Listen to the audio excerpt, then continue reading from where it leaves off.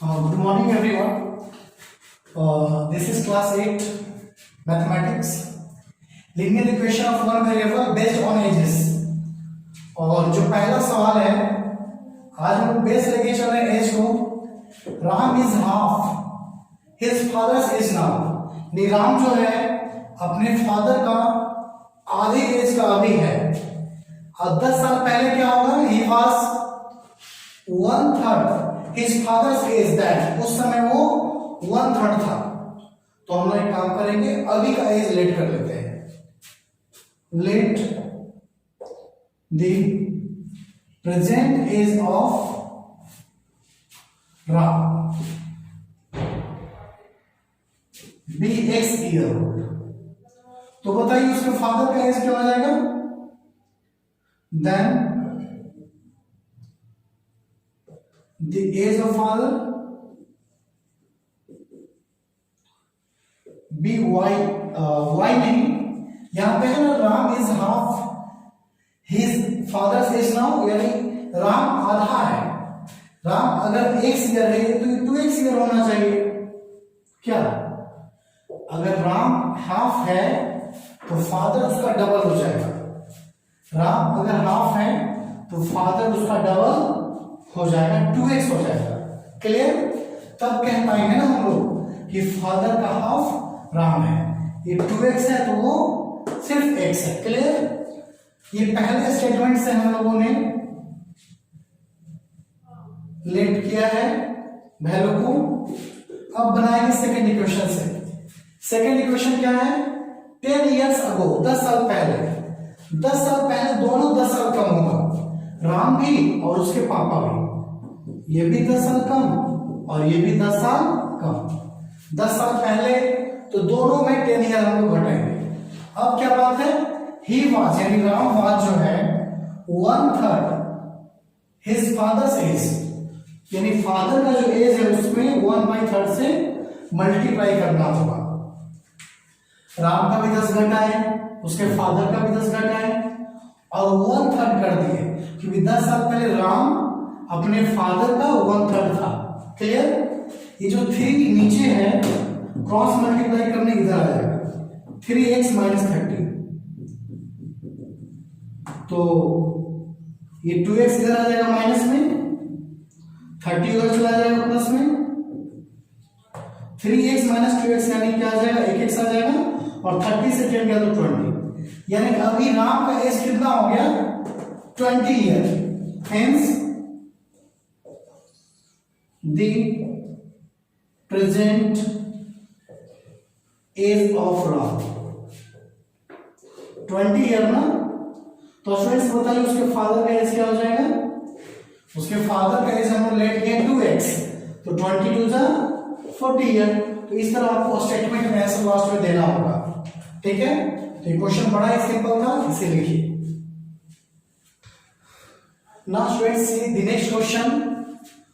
A boy's age is 1/4 that of his father's age। ठीक है? तो पहले उसके फादर का एज लेट कर लेते हैं। Let the age of father, let the age of father. Father का एज हम लोग मान लिए x ईयर, ठीक ना? प्रेजेंट एज है ये, तो बॉय का एज हो जाएगा, बॉय का एज क्या है? 1/4 है ऑफ फादर, 1/4 ऑफ फादर यानी 1/4x। क्लियर? तो ये पहला स्टेटमेंट से हम लोग वो ने दोनों का एज लेट किया, ठीक ना? अब है आफ्टर 24 इयर्स, 24 साल बाद दोनों का एज 24 साल बढ़ जाएगा। x + 24 भी हो गया, 1/4 + x भी, इसमें भी 24 ऐड हो गया। दोनों में कितना ऐड हो गया? 24।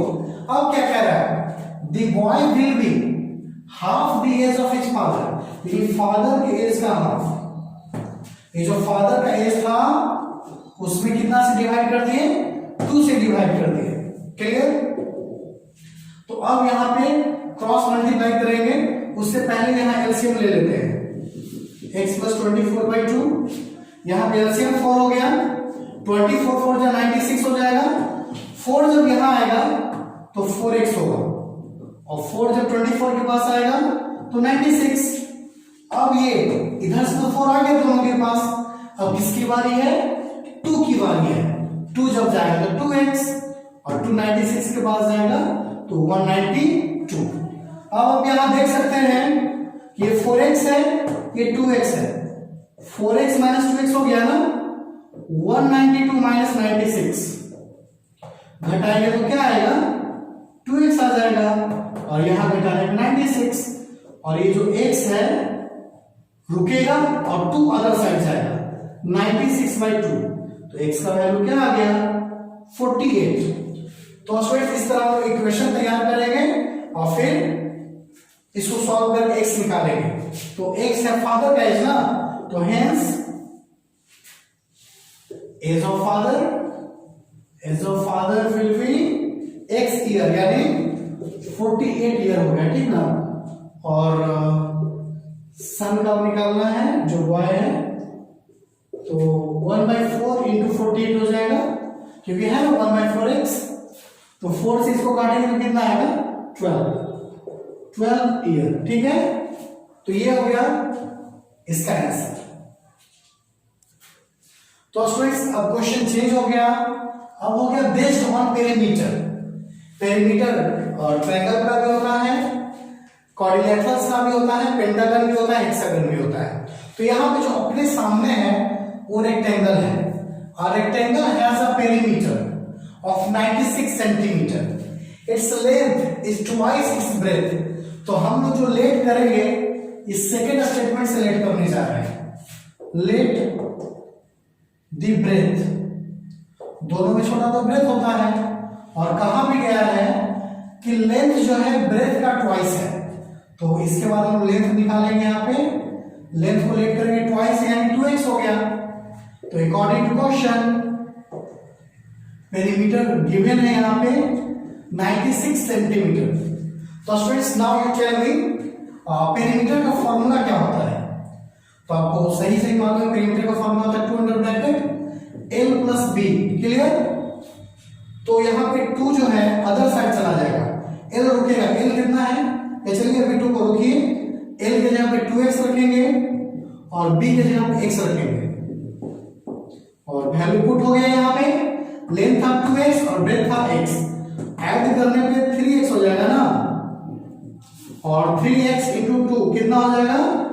6x और x का जो वैल्यू है 96/6 है, तो 96/6 कितना आ गया? 16 आ गया। ओके, तो यहां पे हम क्या करेंगे? आंसर लिख देंगे। हेंस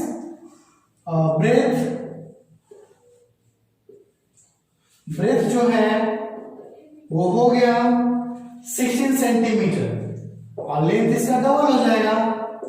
लेंथ कितना होगा? डबल हो जाएगा ना, लेंथ डबल होगा 32 सेंटीमीटर क्योंकि 2x है। Find its dimension. डायमेंशन का मतलब ये होता है लंबाई चौड़ाई जो भी है, जो भी उसका डायमेंशन है। बस अब देखिए आगे। तो ये है next question. A square paper is folded into half breadthwise. जैसे एक स्क्वायर पेपर अपने पास है, ऐसा स्क्वायर पेपर है, इसको यहां से मोड़ दिया गया है, इसको फोल्ड करके नीचे लेते आए हैं तो ऊपर वाला हट गया, यानी जो स्क्वायर का चारों साइड ये पार्ट नहीं है ऊपर, ये x था, ये भी x था, ये भी x, लेकिन ये हाफ पार्ट है ना, तो इसको क्या कहेंगे? x/2। यानी जो रेक्टेंगल का निर्माण हुआ है उसका लेंथ तो x है, ब्रेथ क्या है? x/2। ओके, तो यहां पे वही कहा जा रहा है square paper is folded into half breadthwise और the perimeter of the rectangle form. उसका रेक्टेंगल बन गया जिसका पेरीमीटर है 12। तो हमको x का वैल्यू बताना है ताकि एरिया ऑफ स्क्वायर हम लोग बता सके। तो यहां पे let the length of rectangle figure के अकॉर्डिंग टू, तो यहां x हो जाएगा x सेंटीमीटर और यहां पे ब्रेथ हो जाएगा x/2 अकॉर्डिंग टू फिगर, ठीक है। तो स्टूडेंट्स इसका पेरीमीटर यानी पेरीमीटर का फॉर्मूला क्या? 2 under bracket l plus b is equal to 12 ना, जो क्वेश्चन में दिया गया है पेरीमीटर का वैल्यू 12 है। जो फॉर्मूला होता है 2 under bracket l plus b, यहां पे 2 को रखेंगे और l का जो और b का वैल्यू कितना x/2। अब यहाँ पे आपको दिख रहा होगा कि ये फ्रैक्शन है और ये ऐसे ही है, तो इसके नीचे 1 दे दीजिए और एलसीएम लीजिए। 1 और 2 का एलसीएम 2 हो गया, तो ये 2x और ये 1x, 2 से 2 कैंसिल हो गया, 2x और 1x कितना हो जाएगा 3x हो गया। और अब x का वैल्यू क्या 12/3, यानी x का आंसर 4। जब x का वैल्यू पता चल गया तो हम लोग एरिया ऑफ स्क्वायर निकाल सकते हैं, एरिया ऑफ स्क्वायर निकाल सकते हैं। एरिया ऑफ स्क्वायर होगा area of square side into side, formula है ना, साइड इंटू साइड, यानी 4 × 4 यानी कितना 16 सेंटीमीटर स्क्वायर। तो इस तरह हम लोग इसका वैल्यू निकाल पाए हैं। और अब देखेंगे नेक्स्ट क्वेश्चन। तो ये है अगला सवाल। सवाल ये है the length of a rectangle is 14 centimetre ज्यादा देन द ब्रेथ। लेंथ जो माने है ना, ब्रेथ से 14 ज्यादा माने है, ये पहला स्टेटमेंट से हुआ है। ब्रेथ है x और लेंथ है x + 14। ओके भाइयों और बहनों, अब सेकेंड स्टेटमेंट, पहला स्टेटमेंट का काम खत्म। इफ द पेरीमीटर इज 448, तो पेरीमीटर कितना है 448 है ना। पेरीमीटर का फॉर्मूला आपको मालूम है, 200 + b होता है, आप बिल्कुल आपको मालूम है। तो गाइस ये जो 2 है ना, इसको टांगे फेंकने को पट्टी खींचो, जाएगा कि ना, तो जाएगा। फिर l का वैल्यू क्या रख देंगे x + 14 और b का वैल्यू क्या रखेंगे x, और ये 2 जाएगा 1 में कि चल चल चल कि ना, 2 आ गया है 1 में, x और x 2x हो गया। और ये जो 14 है ना, इसको फिर से 1 में भेजेंगे कि जो जब तक कटेगा 2 2 4 224 आ गया है, -14 हो जाएगा। और x का वैल्यू जो आएगा ये घटाने पे आएगा 210 और 2 से काटेंगे तो आ जाएगा 105। इस तरह लोग ब्रेथ का वैल्यू लेते आए हैं और लिख देंगे अब मुंह खोल के, hence breadth is equal to 105 centimetre और लेंथ होगा कितना 14 ज्यादा है ना, 119। आपको ये दिख रहा है साफ साफ, लेंथ x + 14 है, यानी 105 में 14 ऐड करेंगे तो लेंथ निकलेगा, तो ये लेंथ हुआ यहां पे लिखा है। तो इस तरह इस प्रश्न का आंसर आपको पता चल गया। और अब देखेंगे अगला सवाल। तो अब आ गया है अगला टाइप। अगला टाइप आ गया है तो है क्या, based on money. Based on money, पैसा पे डिपेंड, पैसा पे आधारित क्वेश्चन। किस पे आधारित है गाइस, पैसा पे। और क्वेश्चन क्या है पहला, और क्वेश्चन ये है एक सिनेमा घर है जिसमें 300 टिकट है, उसको बेचना है, बेच के पैसा कमाना है, कितना 32,000। अगर 2 ही तरह का टिकट है, यदि tickets were of 2 denominations of ₹80 and 120, how many each were sold. तो बताइए 2 तरह का टिकट है तो कितना कितना टिकट है पता करते हैं। अब late the number of ticket of 80 rupees type, ₹80 इस टाइप का जो टिकट है उसको हमने x माना। क्या माना guys, x। The number of ticket of rupees कितना 120 रुपया ना टाइप। भाई और बहनों, एक सिनेमा हॉल में 300 टिकट बिक सकता है। अगर ये x पहला वाला टाइप का संख्या x है तो अगला वाला जो टाइप है वो होगा 300 माइनस x। क्या होगा गाइस, 300 माइनस x। क्लियर, जैसे इन दोनों को जोड़ेगा तब 300 आ जाएगा। अकॉर्डिंग टू क्वेश्चन, एक टिकट का 80 रुपया दाम, तो x टिकट का दाम 80 इंटू x। क्लियर, एक टिकट का दाम 120 रुपया, तो इतना टिकट का कितना दाम, तो इसमें हम लोग मल्टीप्लाई कर लेंगे 120 से। इस तरह दोनों टिकट जब बेचेंगे तो ओवरऑल क्या मिलेगा हमें 32,000। इस टिकट का दाम, इस टिकट का दाम जोड़ के क्या मिला हमको? 32,000। आइए कुछ कैलकुलेशन कर लें गाइस। ये जो ब्रैकेट के बाहर 120 है, ब्रैकेट के अंदर आएगा, ब्रैकेट के अंदर आएगा 120 इंटू 300 कितना हो जाएगा? 36,000 ना। 12 के 36, 2 0 1 0 3 0 और ये हो जाएगा 120x। क्लियर? और इधर है 32,000 गाइस। ये है x और ये है x, घटाइए 80x में से 120x गया तो क्या बचेगा? -40x ना। और ये जो नंबर है 36,000 उधर चला जाएगा, 32,000 माइनस 36,000 और -40x है ये, ले चलिए उधर और घटाइए, कितना आएगा घटने पे? -4,000, माइनस माइनस कैंसिल। अगर ये 40 उधर जाएगा, इसको कितना बार में काटेगा? 100 बार में ना। 4 से 100 बार में कैंसिल। यानी जो पहला टिकट है 80 रुपया वाला वो 100 पीस है और 120 रुपया वाला 200 पीस है, बस लिख देंगे hence the tickets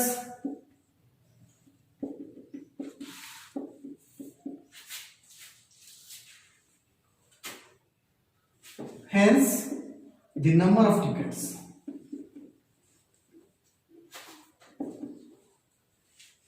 of 80 rupees type 100 हो गया। और क्या लिखेंगे? the number of tickets of 120 rupees type, ठीक ना। the number of tickets of 120 rupees type 200 piece, क्योंकि 300 में से 100 घटाएंगे तो 200 ही बचेगा। इस तरह इस क्वेश्चन का आंसर हो गया। इसको लिखिए और समझिए। तो सवाल स्टार्ट हो वाला है। एक बच्ची है, Aleema has 76 coins, okay, A mix of 50 पैसा एंड 25 पैसा। यानी एक बच्ची है जिसके पास 76 कॉइन है और दो तरह का कॉइन उसके पास है, 50 पैसा वाला और 25 पैसा वाला। फाइंड देयर नंबर, सिक्का का संख्या बताइए। If the total money she has is 29 रुपया, उसके पास 29 रुपया टोटल है, तो पहले क्या मान लेंगे? लेट द नंबर ऑफ 50 पैसे कॉइन एक्स पीस, ठीक ना। और 25 पैसा कॉइन कितना होगा? टोटल 76 है ना, तो 76 माइनस एक्स। दोनों जो सिक्का है, सिक्का मिलाने पे 76 पीस होता है, ओके, इसलिए पहला एक्स तो दूसरा 76 माइनस एक्स। क्लियर? तो गाइस एक 50 पैसा का सिक्का एक है तो 50 पैसा ही है। अगर दो 50 पैसा का सिक्का है तो 100 पैसा कहलाएगा। 3 50 पैसा का सिक्का है तो 150 पैसा कहलाएगा। यानी आप उसको उसके नंबर से मल्टीप्लाई कर सकते हैं। तो x पीस है तो 50x पैसा और 25 से इसको मल्टीप्लाई करेंगे तो इसका पैसा निकल जाएगा। टोटल नंबर ऑफ पैसा कितना? 29 रुपया नहीं है, तो यहां पे डबल जीरो आपको लगाना होगा। बोलिए क्यों हुआ ऐसा? क्यों? तो भाइयों ये दोनों पैसा पैसा है और ये रुपया है, तो बात समझिएगा। ये पैसा तो निकलेगा रुपया कैसे? पैसा और पैसा का जोड़ पैसा ही होगा, समझे? पैसा पैसा का जोड़ पैसा ही होगा। यही चलते 29 ना लिखे 2900 लिखे हैं। क्लियर? एक्स पीस था 50 पैसा वाला तो मल्टीप्लाई, 25 पैसा वाला इतना पीस था तो इससे मल्टीप्लाई, दोनों का पैसा का वैल्यू निकल गया, जोड़ के 2900 है। आइए मल्टीप्लाई करें। ये 50x है, 25 इंटू 76 तो बड़ा आसान मल्टीप्लाई है। 25 6 जाए 150, हाथ तरफ 15, 25 से बन जाए 175 और 15 190 हो जाएगा। और x से इंटू करेंगे 25x 2900।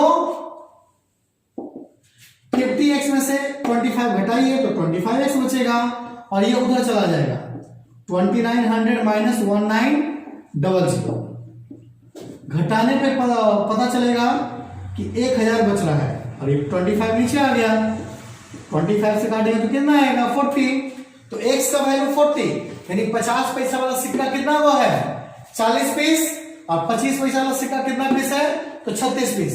ओके, तो हेंस 50 पैसा कॉइन कितना पीस 40 पीस और 25 पैसा कॉइन 36 पीस। घटाने में पता चला है ना 76 माइनस एक्स, 76 से 40 गया तो 36 ही होगा। तो इस तरह ये मनी का दूसरा क्वेश्चन समाप्त हुआ और अब देखेंगे आगे।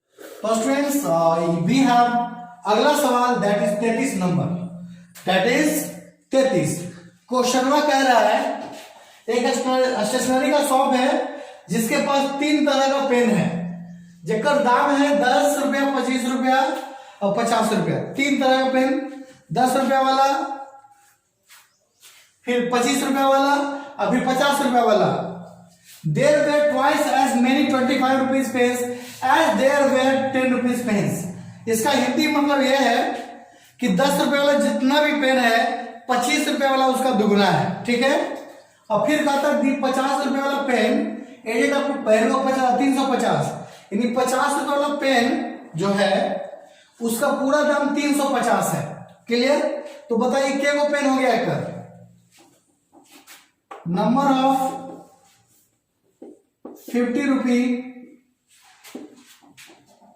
पेन्स। 350 रुपया पूरा दाम है और एक पेन का दाम 50 बोल रहा है, तो इससे क्लियर हो गया कि ये 7 पीस ही है। 50 रुपया वाला 7 pen. Let the number of 10 रुपया वाला पेन 10 रुपीज पेन्स, ठीक है। रुपीज पहले 10 बाद में, एक्स मान लेंगे।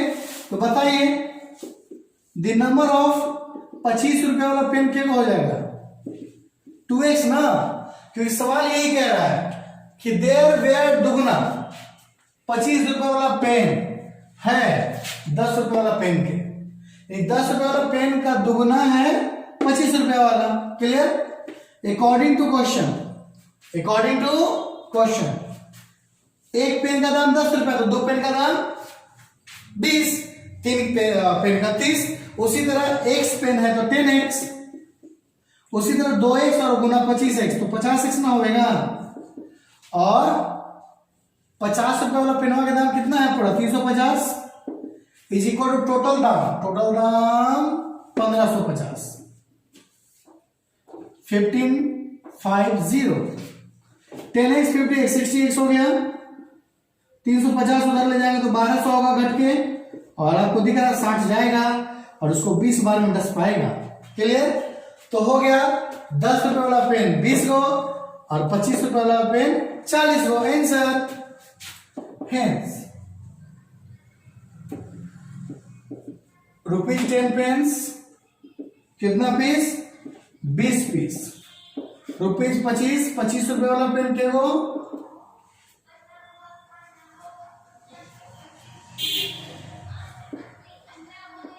40 पीस।